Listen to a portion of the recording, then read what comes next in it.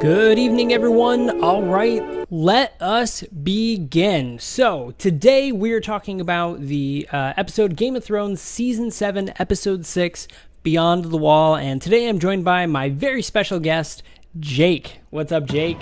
Yeah, what's up? What's happening? So, Jake, for all you guys don't know, for anyone live, if you do command guest in chat, Jake is not only one of my Twitch mods, but he's Twitch mods for many, many awesome streamers and friends.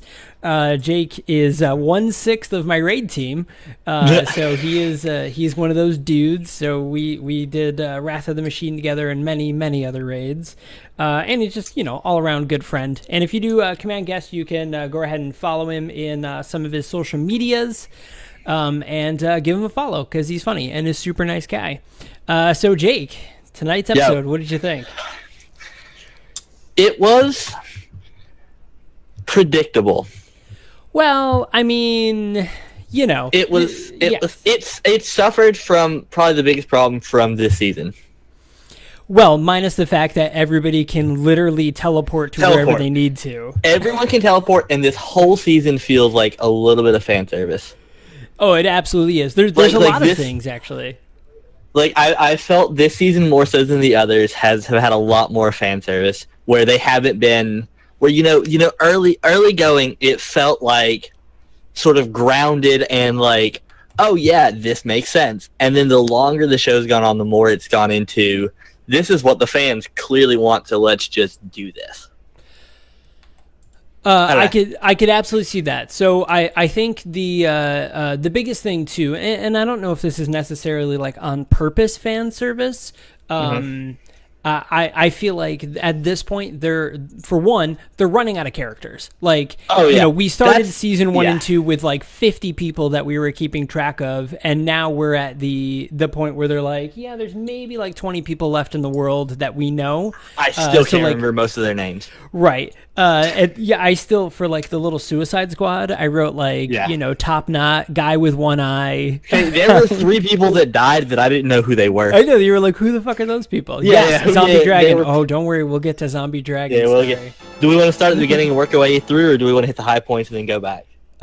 Let's start our way from the low stuff first. So okay. I think probably the most inane part of this episode, well, not necessarily inane because I know it's going to set up for other things, was the Sansa Arya thing. Yes. So Sansa Arya just went full on. Arya's batshit crazy. Assassin. Like Arya is like full on just batshit crazy at this point. Like I feel like she's finally gone off the deep end. Right. But in a way that I feel like she comes out of the Game of Thrones as going and like almost, I don't know what her end goal is. I don't know where she fits in the end. To be honest, I don't know where she fits in right now, other than as a something that caused a tension point with Sansa.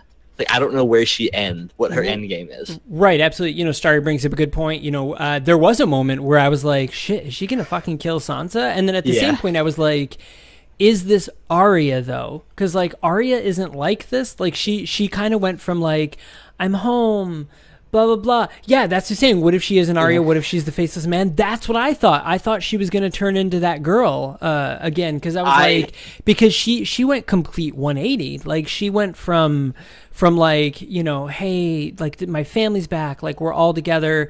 Yeah, Sansa, you kind of fucked up, but like, let's figure this out, to like, I'm an assassin and I'm gonna cut your fucking head off, and what were you doing? And I'm like, whoa, like, chill out. Like, but I saw it as a very natural reaction to what she saw.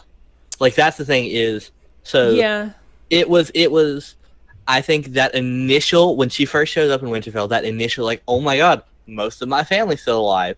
And then it sets in that Bran is not Bran anymore. Sansa helped get her father and her brother killed. Right. And then when Sansa pulled the card, you couldn't have survived what I survived. And Arya's like, I got murdered. Like, I was thrown in a river. Right. I was stabbed in the chest and thrown in a river. Bullshit. Like, when that card, I think that snapped her. I don't think... I would be shocked. Like, that was just shocked me if Arya wasn't Arya. Right.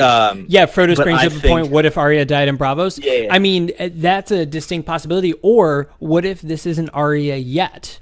What if both are here? So, like, what if the person that showed up, as Frodo's mentioned earlier, what if she's the Faceless Man? What if the Faceless Man showed up to Winterfell, but actually Arya just decided to go off to kill Cersei, so she's still on her way to King's Landing because she's the only character in Westeros that can go at real pace.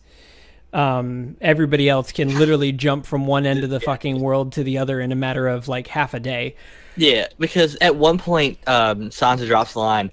It's been weeks since was it Sansa or Daenerys? One of them said, "It's been weeks since I've heard from Jon," and I'm like, it may have been Sansa. I think it was Sansa who said, "It's been weeks since I've heard from Jon," and I'm like, So Sansa. Well, okay, so time does exist in this universe, or everyone is Goku? Yeah, Sansa says it. Yeah. Yeah, because that's the point of time from which he leaves to go see Daenerys up until today. Because remember, he spent a lot of time, getting to Daenerys, in theory, and then a lot of time at Daenerys, mining everything. So, like, yes, a lot has happened in between then, but like, it sure doesn't seem it. But I think that's just like teleporting just sort of throwing me way off with how long apart like everything's happening. Right. But let me float this theory out here about Arya really quick. Okay. Arya has gotten really smart and conniving, and she's gotten really good. So she brings up a really good point when she talks about the faces thing. I know when people are lying to me. Yeah. What if Arya is purposely driving a wedge or pushing Sansa to see what Littlefinger does, so she can unmask Littlefinger, metaphorically unmask Littlefinger and be like, aha, see, this motherfucker's bad and he's trying to, do something. Because, like, my thing is, I don't think anyone trusts Littlefinger at this point. Like, I think if that's her end goal, I think she's sort of just like a little off kilter. Well, I think by pushing Sansa, I think she wants to see if Littlefinger's going to jump up and be like, "See, Arya's crazy. You can't trust her." So she can be like, "Haha, see, Littlefinger doesn't have your best interest in mind." I think it feels like fan fiction. Yeah. Through all the way back to season 1, her and Jon, Arya and Jon were always like close, and I think it's her protecting Jon from Sansa. Especially knowing what Sansa did to her father now. Right. That's really what I think that's her motive now is even protect Jon. Right. Yeah, I think because family, like for her family, she watched her dad get killed and blame Sansa. She blamed Sansa for Robb getting killed. So I think her end goal is protecting Jon from Sansa. I don't think she has a bigger game plan.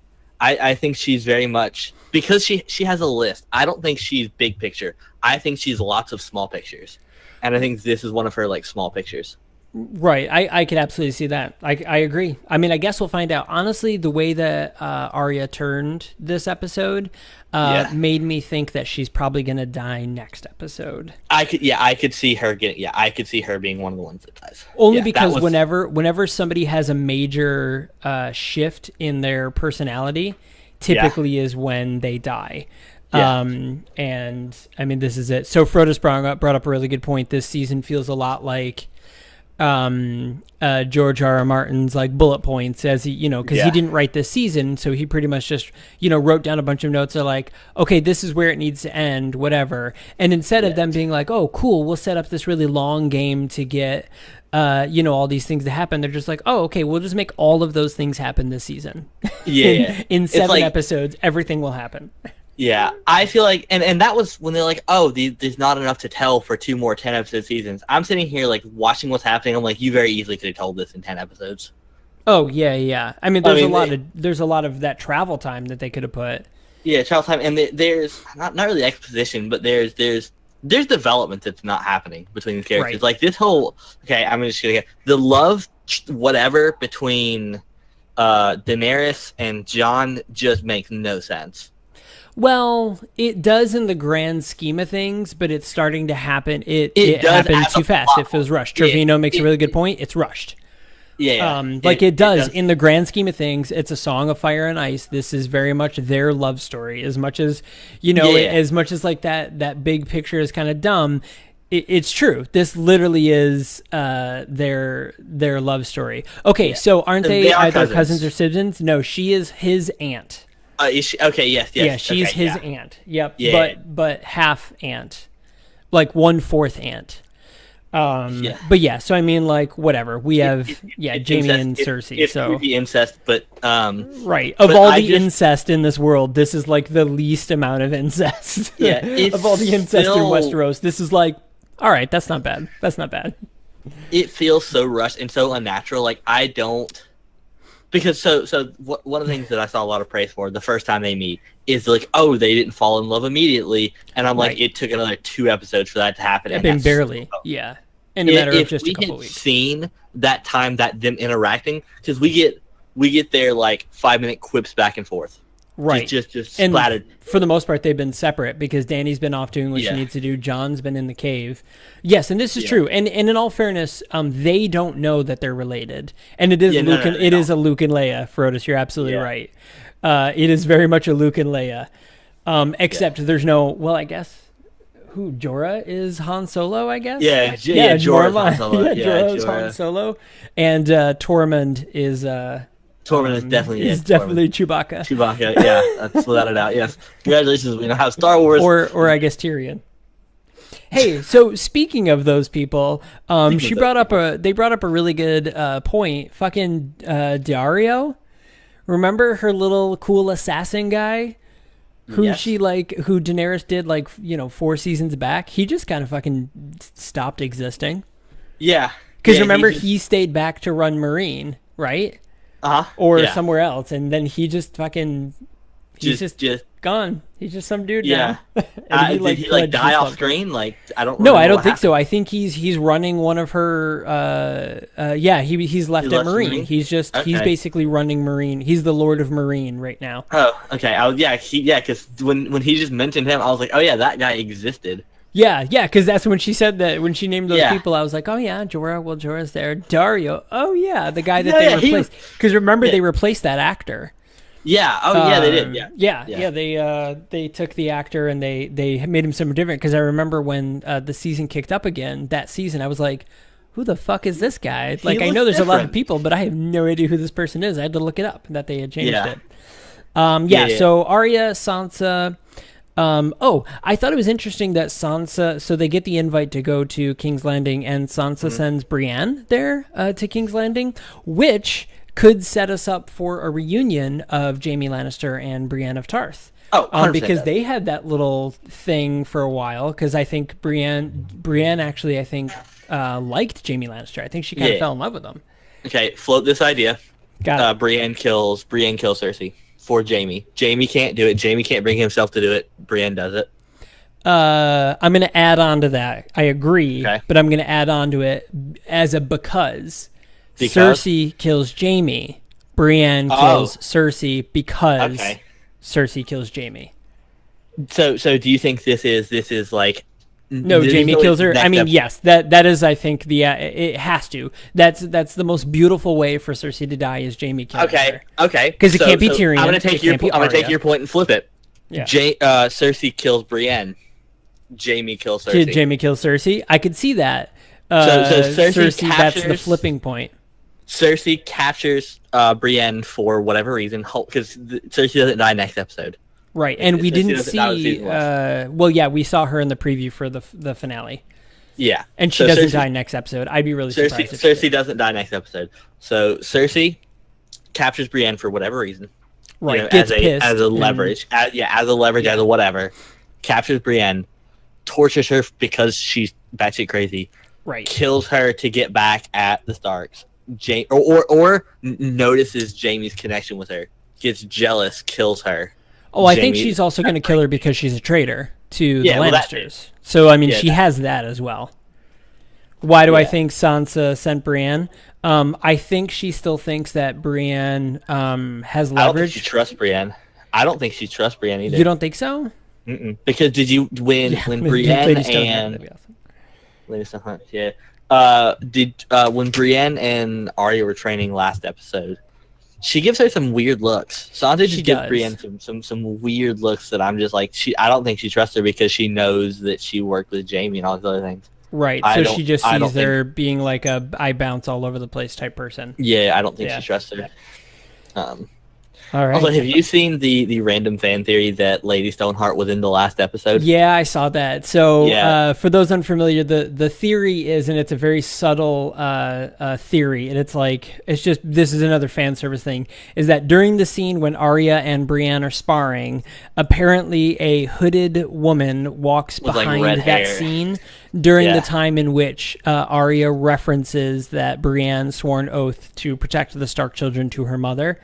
That the theory is it was like a subtle call out to Lady Stoneheart if you happen to have read the books. Yo, what's up, Liquid? There's YouTube videos of it everywhere. Yeah, there's YouTube videos. Definitely check that out if you guys are into that sort of fan theory. But it's a pretty interesting one, and it's one of those super subtle. I don't think it'll ever come to fruition, but it's super subtle. I think it was either completely accidental. Yes. Or they just did it as a little like wink, wink, nudge, nudge. Sorry, guys. Right, pretty much. All right, so let's jump into the big story. So the Suicide Squad. All right. Yeah. So first off, I want to call out this line because I thought it was really funny. Ginzers are beautiful. We were kissed by fire. Kind of like you. I loved that. That was super. That was super fun. I like Tormund. The hounds. He was killed 6 times. Don't hear him bitching. Yeah. I love that. Mine was when the hound's talking to a Tormund, and he's like, dick. And he's like, what? Cock. And he's like, you like, I like that. And he's like, I bet you do. That word. I bet no. Nah. I like the pussy. And I'm like, yeah, that sounds all right. That sounds like a conversation that we had. That the hound and Tormund would have, which I thought was kind of funny. It was like this cute little bromance they had brewing. I want to see that developed. I think that's really funny. The hound and Tormund being like, fuck it. I love that, when he finally says goodbye to the Brotherhood. They're like, hope to see you soon. He's like, I fucking don't. I hope not. Yeah. Hope you guys. Right. I thought that was pretty awesome. So the Suicide Squad. Okay. So of the people I remembered, because there was a few like nameless people, but we had we had Beric, Jon Snow, the Hound, Gendry, Thoros, Tormund, and Jorah, and then random unnamed people that don't matter. Yeah. So Thoros is dead. Thoros is dead. Yep, that's Top Knot. Yeah, Top Knot's dead. Yep, Top Knot's dead. Everyone else lived. Gendry made it back to where he needed to be. Jorah's still alive. Shocking. Yeah, I thought they were going to clean off at least one more. Yeah, I mean, of all the people to kill. Right. Yeah, Trevino. I'm with you. Of all the people that they didn't kill, they killed, Jorah would have been Gendry, or the Hound are probably the most that would have been the most oh fuck moment. Oh yeah. And it wasn't. It feels like they're scared to kill people. It feels like I feel like they can't. I mean, I could see Jorah dying there, but in the same sense, Jorah can't die there. Because it would just be such a shit way to end Jorah. It'd be such a write-off way to end Jorah. He doesn't die like that. He dies some martyr way to save, Daenerys or something. Yeah, Tormund. This would have been a perfect time for Tormund to die. Yeah, absolutely. Or drag him down there and let him come back as a White Walker or a Walker or whatever, and have someone else have the Hound have to kill him. Right. Have something like that happen. Give it some payoff. Yeah, give it some meaning, give it some back. And they felt scared to kill him. So here's my question about plot hole. Okay. So they're mining Dragonglass, right? Why did none of them have it? And Jon Snow fucking killed a White Walker guy with his plain sword. He just that's Valyrian steel. Okay. Valyrian steel is the other thing that can kill them. That's how he killed one. Valyrian steel and Dragonglass. Yeah. At the Battle of whatever, when they first encounter him, he kills one with his sword. With that's a Valyrian. Which is why when he's handing it to Jorah, I'm like, "Yo, shit, dumbass, you're gonna need that." Right. You're gonna need that. And fire. So Uruk, you're absolutely right. I think. I think that's the thing that this show has teed us up for 7 seasons to be like anybody could die at any moment. You know, we were mentioning the fact that there's only so many named characters left, that it's either they all have to die or they all live, and we have to figure out where they live in this world. So that is kind of like the thing. After this is over, and right. So I'm like, and the other thing like any of them are being where, set up to live. Right, and it's where do they live after the fact? Like Cersei and Jaime. Where does Cersei and Jaime live after the fact? You know what I mean? Like, where do they live in the world if they don't die? And Starry brings up a very good point. If she knew that, why wouldn't she just shoot the generals? I don't think she knew. Right, and also, that's my thing. Is she doesn't understand. White Walkers don't seem to care about fire because we've seen them walk literally just through fire. That one just walked directly through it. Yeah, they can just like part fire with their mind or something. So I don't think fire works on them. Right. Yeah, I think they exist a little beyond that. My question is, where'd the third dragon go? I think we're not the one that got killed. Yeah, there's one that just disappears like halfway through the fight. I think our assumption is that one goes back home while Drogon stays with the queen. Just because we don't normally see them hanging out to begin with. You know, Eric, you're absolutely right. We've been mentioning this, the past couple episodes, that this is very, very rushed, this whole season.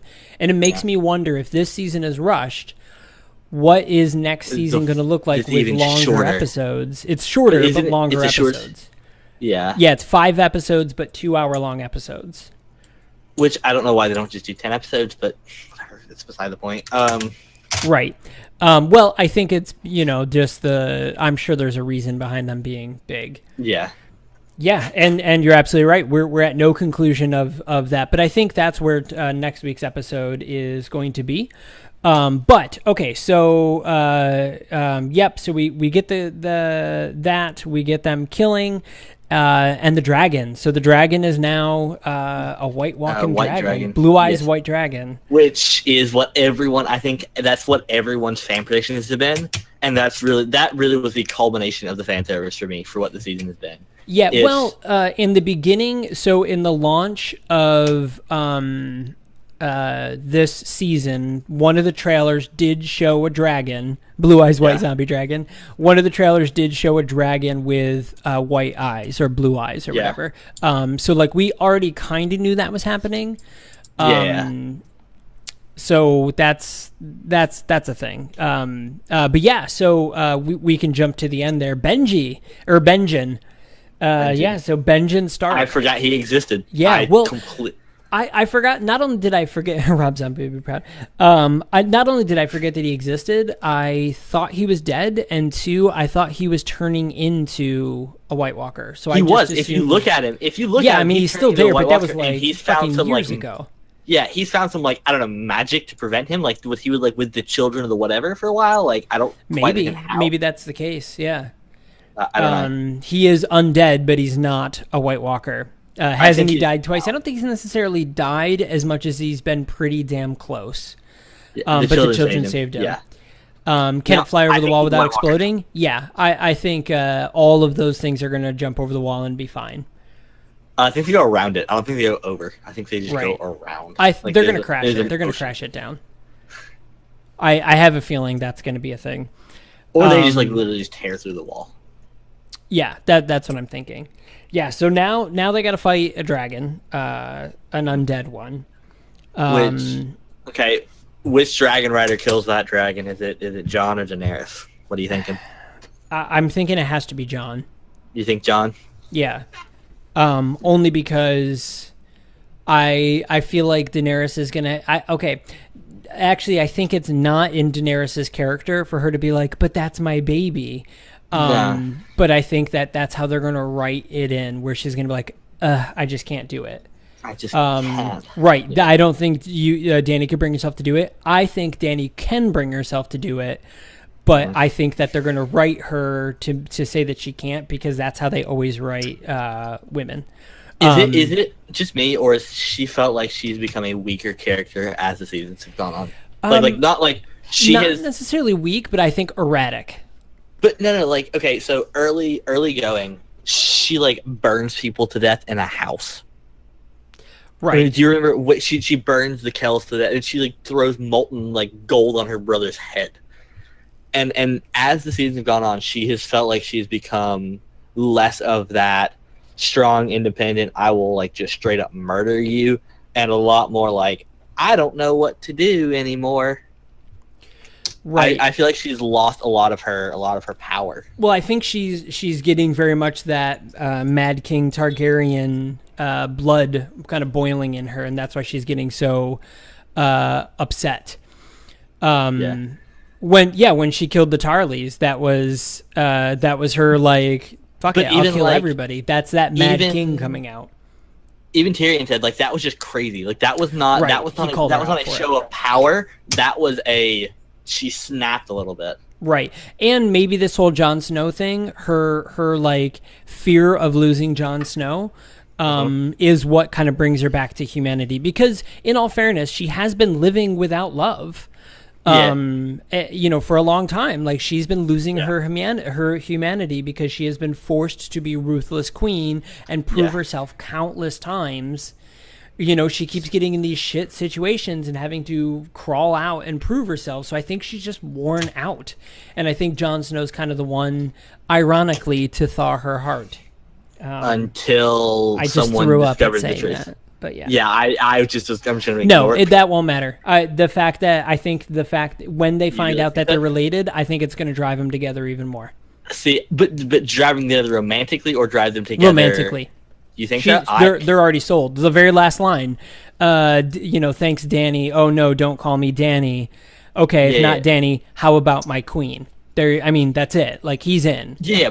But do you think that once he discovers that, oh shit, you're my aunt, do you think he still is romantically, or do you think it goes back to I don't think he's gonna care. I don't. I think that's not his cup of tea. I think that's a Targaryen, that's a Lannister thing. I don't think that's a. I think he says no more romance. Like, you're my aunt. This is weird. I will rule the North. I'll be warden of the North for you. I will serve you faithfully, but I'm not gonna fuck you. Like, I think that's his line. That's his like line in the sand.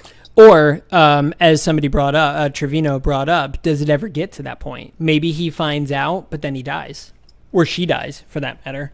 Yeah, there very is a good chance that one of the two of them dies. Because they could very much find out, and then in just before battle, and then go into war, and one of them dies, and then it doesn't matter either way.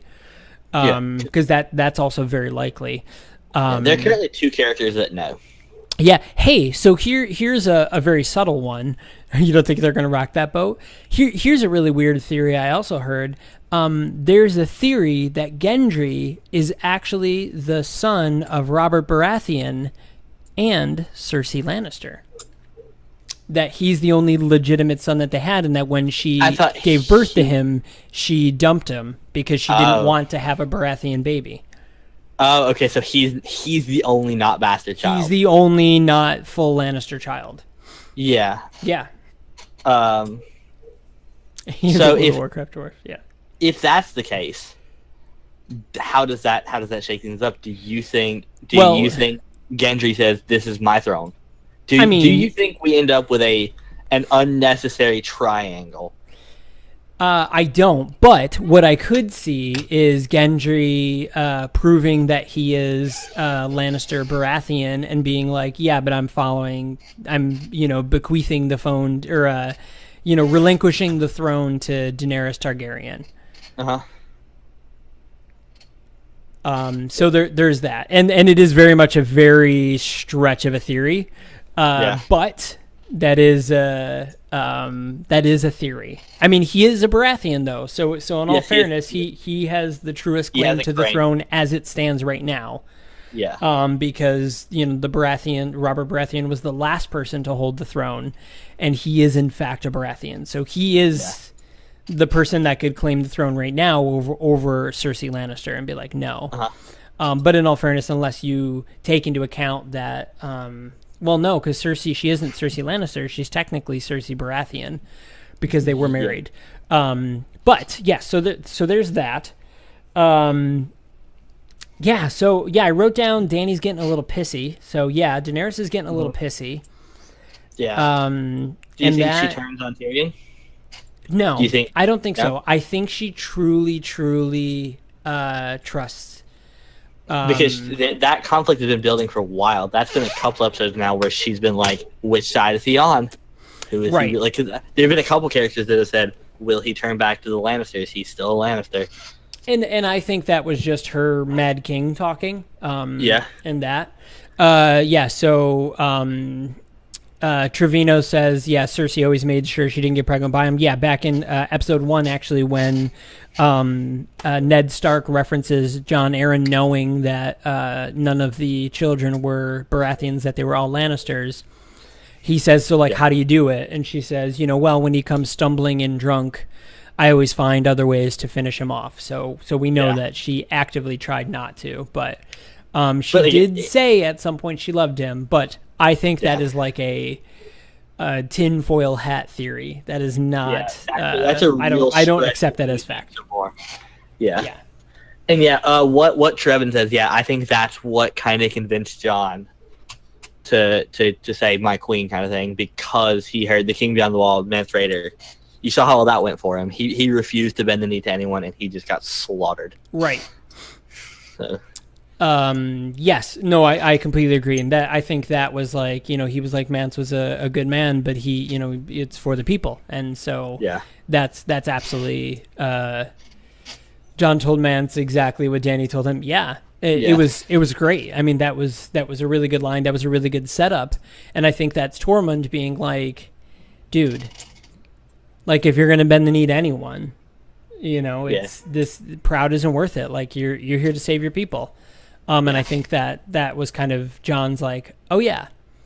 We are going to have the problem, though. I agree with what all people are saying, is we're going to have that problem of, we're going to have like way too much going on if they don't wrap something up this season. Like, this season has been all set up. It has had very little payoff. And now there's one episode left. It's a long one. The next episode, I think, is like an hour and a half long, the season finale. Something like that. Yeah, it's a long one. So it is set up for a good ending, but it's got to be a big finish. It has to be a big finish. It's got to do something. Because if they do, 81 minutes. So if they do 81 minutes of Cersei and Jon Snow and Daenerys being like, no, I'm the king. No, I'm the queen. Yeah. No, I'm the queen. I'm going to be like, fucking kill someone, please. Like, there has to be... Yeah, there were effing dragons killing zombies. Yeah, but for like 5 minutes. It was like 5 minutes of the episode. Like, that was 5 minutes. And it didn't accomplish anything. That set up more setup. That set up them making it off that rock. That was not payoff to me. Is there has to be something to wrap up. There's way too many threads. The payoff is Cersei, Jaime, Sansa, Jon, Daenerys. One of the 5 of them either need to die, or they need to relinquish whatever it is that they have to somebody else. And I think the only answer is one of the 5 of them dies, period. Mm-hmm. That's the only answer, is that one of the 5. I mean, if Sansa dies, it's kind of whatever. If Arya dies, it's kind of whatever. I mean, like, it'll suck. Arya is one of my favorite characters, but it is not... it is not... Like, if they die, it doesn't change everything. Zombie Ned Stark. That would be interesting. If Cersei dies, the whole thing changes. If Jaime dies, a lot could change. If Jon Snow dies, a lot changes, and if Daenerys dies, a lot changes. If anybody else dies, it's kind of like, fuck, that sucks, but it's not really a big deal. Yeah, it doesn't, the plot doesn't. Absolutely. You think Littlefinger would be the next death? Oh yeah, Arya is going to kill Littlefinger. Arya or Sansa, one of the 2 of them are going to kill him next. Because Littlefinger is still my favorite character. Hate me, whatever, Littlefinger is the best character in the show. No, he is, but he's run his course. I don't think I want to see him in the end be somewhere, be handed to the queen, I want to see him because he is the only one that has consistently played the long game. Like, he is the only character that has played the Game of Thrones to a T and done what it takes. I want to see him get his reward. I would be okay with him killing Arya. It'd be really funny for Varys to die. Well, Varys is gonna die. Right. So Varys dies. We know Varys dies. Melisandre's going to come back and die. But I think it'd be really funny at the very end we see Daenerys, sitting on the throne, and Littlefinger comes up and says, "Oh, hello, my name is Baelish. I've been around these parts, and I own some land. May I be of assistance? Yeah, and that, I want to see. I want to see. Even if he's not like hand to the queen or whatever, I want to see Baelish get his. He is the only character that I feel like has fully earned the right to power. Like, he has played the game to a T better than anybody else, and so I want to see him succeed. Even if that means he kills Arya, he might kill Sansa. I don't know. Right. She might know too much. Sansa doesn't kill anyone. You know, the one and the only brings up a good point. Or Arya will kill him and then use his face against Sansa. I could see her killing him. I don't know what benefit she would have of using his face outside of being able to control the army to help fight against Cersei. Okay, when she uses the face, can she also grow like 6 inches? Dead. Yes, because she basically, when she puts on the face, I think it's not like I'm wearing a mask. Yeah, I don't think it's like I'm wearing a mask. I think it's kind of like I'm embodying the spirit of that person. I think that's more what it's like. Yeah, I know that, but like, can she like also grow? Like, does she? Well, no. Remember, the faceless man was the girl too. It's magic. Because remember the girl that beat the shit out of Arya? She was the faceless man the whole time. Okay. So, because remember, we see her turn into him. The last time we see them, we see her turn into him. Yeah. So I think it is an embodiment. I think it's a magic embodiment thing. It's not just like she's it's not just like I put a mask on and change my voice. I think she actually like embodies that person. But yeah, Littlefinger needs to die. Yeah, it's magic. Littlefinger. No, he does. I mean, he's got to die. But yes. So okay, season finale is coming upon us. We've started a lot of things. Daenerys is all in on the war of the zombies. We've got a dragon, so she truly understands the power of it, which I think the dragon dying was really important and key for that. Yes. So, predictions for next episode. Who dies? Who lives? What happens? Okay. To move the plot forward and set up season 8, the White Walker army has to make it past the wall next episode. Yes. They have to clear the wall, which means which also think if they make it past the wall, I'm assuming they go through each watch, which means Tormund dies. So you have to lose Tormund next episode. Yep. In order for them to make it past the wall. So I could see them using the dragon. I think would be key for them making it past the wall. So I think that was what that set up. So they make it past the wall. Tormund dies. I think Brienne gets captured, kidnapped, held for ransom by Cersei, and I think Daenerys finally I don't know how they're gonna I don't know if they're just gonna drop the White Walker from the sky, but I could see that plan failing. I could see all of that being for nothing.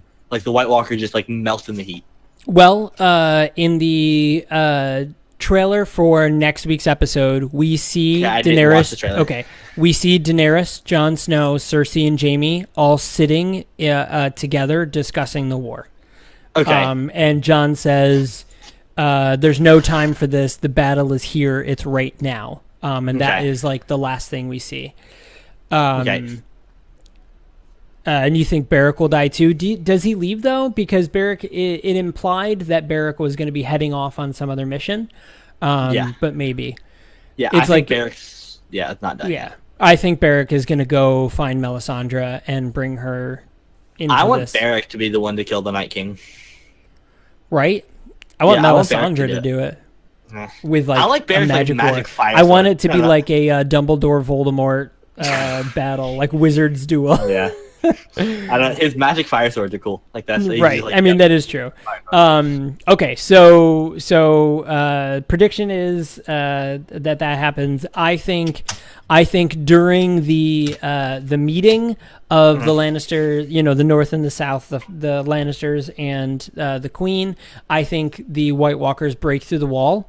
And that is the start of all hell breaking loose. And I don't think we see a resolution to the Game of Thrones in this next episode. No, for sure not. Yeah, Melisandre is going to be the Dark Magician to fight the Blue Eyes White Dragon. Jesus Christ. But yeah, so those are my theories. I think notably missing from the trailer was Brienne. I think Brienne's dead in one way or another.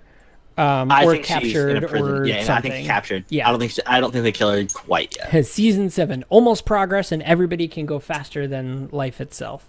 Can literally. Yes, everyone is Goku. So ravens can fly from the north to the complete south in a matter of minutes, and rescue and get a dragon that can also fly from the south to the north, even further north of the wall in mere minutes. Now, mind you, by the map, the dragon has to fly over King's Landing in order to get to Winterfell and then to get past of the wall.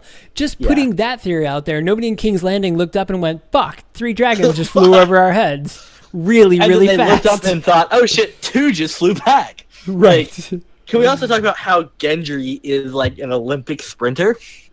Yes. Yes, he runs. They were like, "Here, give me your hammer," and he was like, "Okay." And just takes off. Like, I don't know how. Like, he is literally Sonic the Hedgehog. It's magic, right? So, and if anybody gets the reference to Baron von Munchausen, The Adventures of Baron Munchausen, it's Bertold. If you get that reference, I fucking love you. Thank you. But Gendry is Bertold. All right, so that's good. Good episode, though. I mean, despite all its failings, despite the fact that it was, I would say, fan service, I thought it was a good episode for what it did and what it set up to potentially happen in the season finale, which is next weekend. Speaking of the season finale, if everything goes according to plan, I'm going to have an amazing guest for you guys, and I think you're absolutely going to love him. It's me again. It's Jake. But as of right now, he is penciled in, and he is excited to go on, so we're just hoping that schedules line up, but awesome dude. I'm super excited to see him to be on it. But thank you, Jake, very much for hanging out and chatting. Always. And everyone else, thank you very much. And, of course, I'll see you throughout the week. We'll be doing some regular streaming. But I will see you next week for the season finale of Season 7 Game of Thrones. Thanks a lot, everyone. Have a good night.